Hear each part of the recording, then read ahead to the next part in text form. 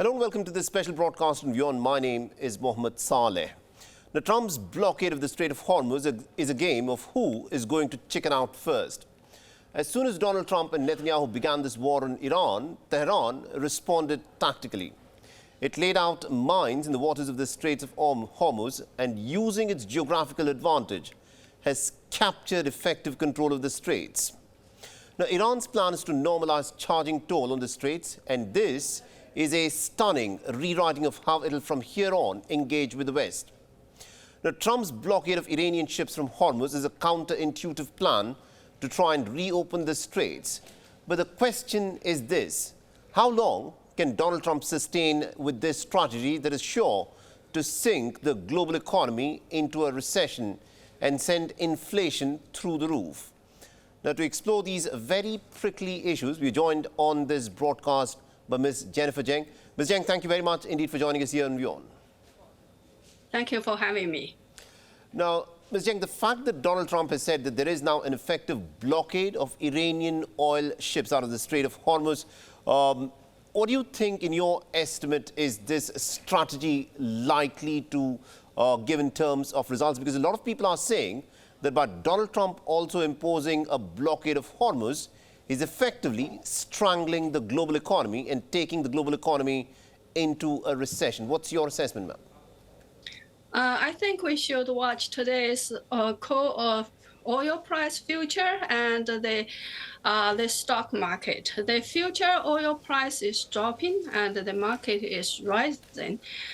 So as you said, I think the blockade of the U.S. of the Hormuz Strait is a response to Iran's first blockade. So I think it's a dynamic scenario. It's not just how long U.S. can impose this. It is how much longer which part can endure this kind of situation. I do believe maybe the Iran will collapse or will submit first, because their economy was already on the blink. The oil can go in or out of this country. They couldn't get more, you can say, money from the oil export. I think they would submit first.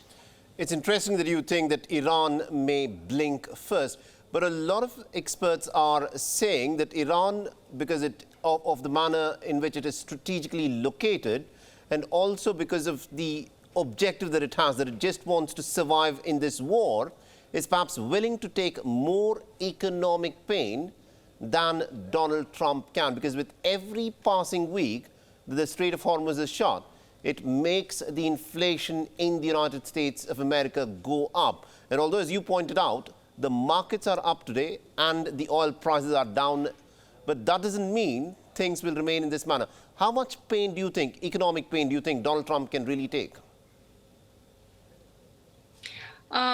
Maybe not very much. That's why I think in the short term he's willing to risk some of the pressure and the risk. But in the mid and long term, I think his objective is, of course, to resolve this issue as quickly as he can, so that the midterm elections will not be affected. So the question now is, who has the ability to endure longer, like Iran or America? That's, of course, is the issue.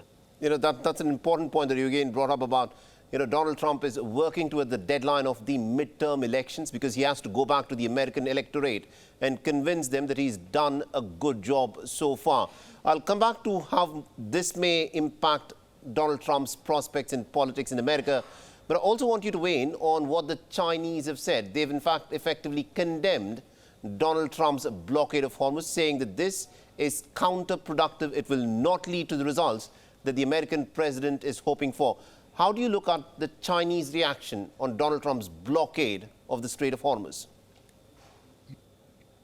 I'm not surprised at all about China's response. Actually, I think apart from Iran, China also lost heavily in this strike because their weapon systems, their defense systems, they supplied to Iran almost totally failed in these strikes. And also their economy is suffering huge because Iran is a very important supply of oil. So of course, the China, or I always prefer to call it the Chinese Communist Party, the CCP, is not happy. Of course, they are condemning this, but the problem is, do they still have the ability really to do something about it? I seriously doubt it. Right now, the Chinese military has just undergone a huge purge. Out of 7 members of the Central Military Commission, only 2 are still left. 5 of them have already gone, and hundreds of generals and military officials were purged. And recently, another huge purge of the military area scientists and experts also got purged. I think it's connected to the failure of the war. So I seriously doubt whether they have the ability to really to do something. Of course, verbally, they will always condemn this or that, but I won't take it too seriously. Interesting, but China has huge stakes in Iran. A lot of the oil that goes out of Iran effectively goes to China. In your assessment, do you think the stakes are high enough for the Chinese to get involved militarily in this conflict? I don't.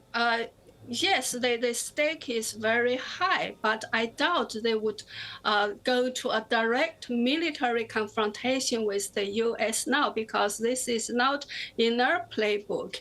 But I do believe they have been and will or still try to secretly supply weapons and military help to the Iran, so that the Iran can consume U.S. power as much as possible, so they can benefit it. But I seriously doubt they were involved directly at this stage. Right. Now, circling back to how this will impact American politics, Donald Trump, along with Netanyahu, started this war in a bid to try and denuclearize Iran. But what has happened in the course of the last 40+ days is that Iran has assumed effective control of the Strait of Hormuz. Do you think Donald Trump has anything that he can actually claim as success in what he has done so far in the last 40 days of this war? I think there are a lot of successes. A lot of the Hamas was eliminated in the first strike, and a lot of them were eliminated. And also, America has shown to the world its capability, like this precise elimination of the enemies, like their higher leaders.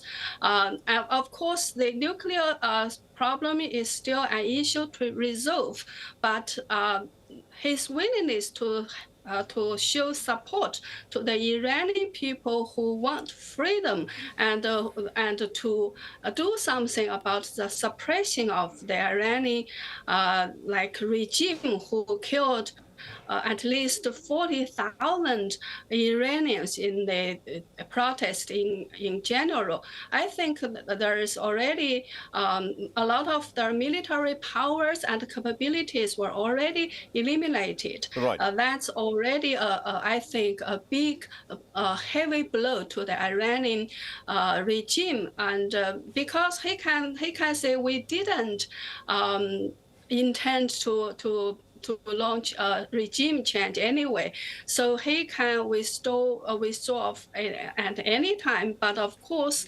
the nuclear issue is still an issue. I do hope he can actually resolve this issue.